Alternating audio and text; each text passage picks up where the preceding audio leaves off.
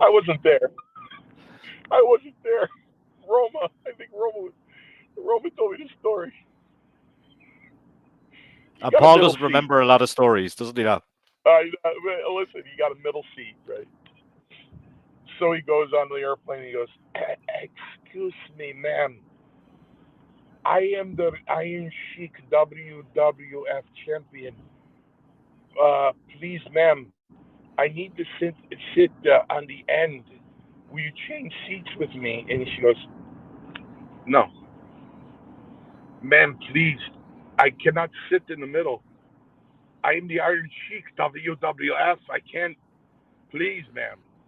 Can I sit in your seat? You move over into my seat." She goes, "No."